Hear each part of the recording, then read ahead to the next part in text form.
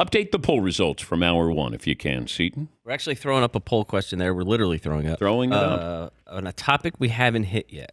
Okay. Should the NFL add in-game interviews with the coaches? Ooh. Yes or no? The answer is no.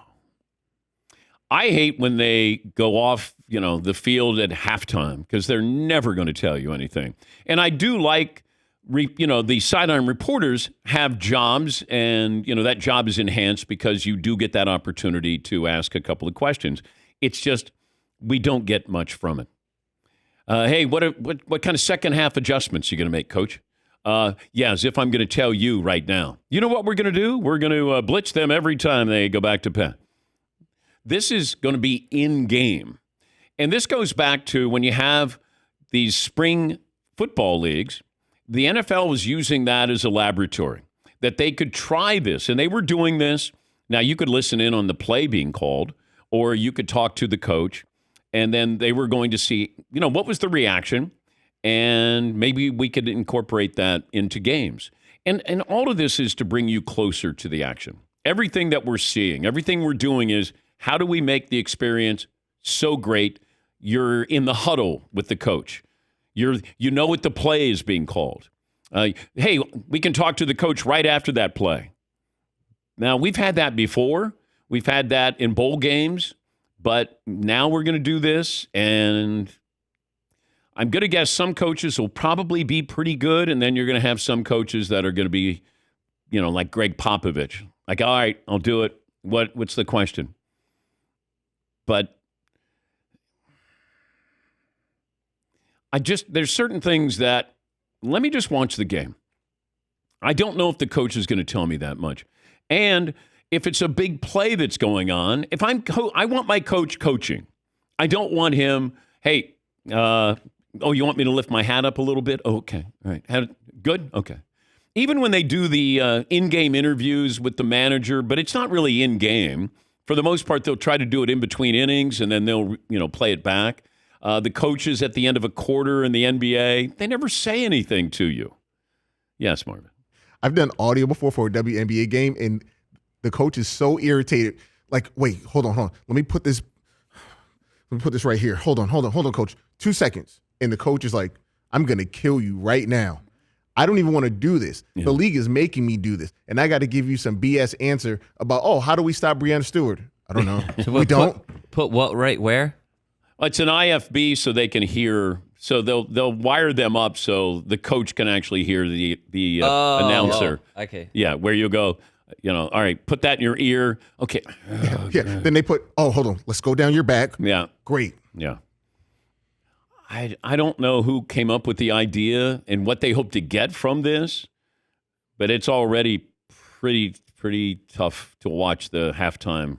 Yeah, Paul. In previous years, the NFL rule was each coach had to be available going into or coming out of halftime. The networks would pick whether they'd go with one or both, but that was what the rule was. This year, the new policy, this is from the NFL, and it's finable. You cannot blow it off. Both clubs have to make their head coaches available for live interviews during the game. Each team has to provide a head coach, one in the first half, one in the second half. That's for all teams, all broadcasts, all games. And it's a finable offense if you blow it off. I'd like to know how much it's going to cost me. Let's say game-winning drive, and I'm holding off, and this is when I want to talk to Sean McVay. He's got to do it, right? I want to know right then, Coach, all right, 3rd and 7, you got to score a touchdown. You're at the 8-yard line. You're losing by 6, All right, what are you thinking, Coach? I mean, I don't know what's the latitude you have to ask the coach what question in that moment. Yes, Seton. There is the possibility of catching some great moments, though, with it.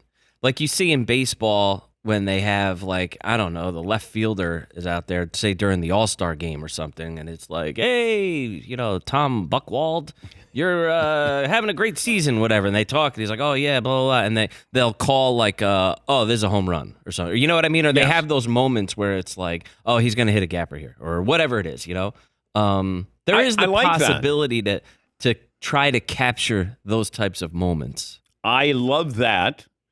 I don't know if I'd like to be a player who's mic'd up and you're in the infield and all of a sudden you're going, all right, this guy, all right, man, there may be a screaming liner down. Ah, yeah, I'll err. You see it a lot in like when somebody's mic'd up on a football field. Yeah. And a player will be out there. Like in receiver, it happened with Debo Samuel. He went out there and he knew right when he got to the line of scrimmage, he was just like, oh, I'm cutting this way. That's a touchdown. He says it out loud. He was just like, oh, right here, ding, ding, ding, ding, ding, and touchdown. And he did exactly that, touchdown. Those are kind of great moments if you could get them. But they're mic'd up, but they don't have to answer questions. Yeah. That's the only thing. If I'm a coach, I got to be in the moment here. Mm-hmm. This is really big. And now I got Joe Buck asking me, so what did you call? I don't want to be explaining it. What went wrong on that one, Coach? I don't know. I don't know. Okay, Coach. It is interesting that they implemented this when Bill Belichick is not coaching in the NFL. Could you imagine, Belichick, game on the line? Bill, what are you thinking? I don't know. I'm thinking about the 24-year-old. What? Yes, Whoa. Paul. You should, that was snarky. I'm going to let that breathe for a second. You should be allowed one refusal a season. Like one refusal on the house if you're the coach. Oh, my God.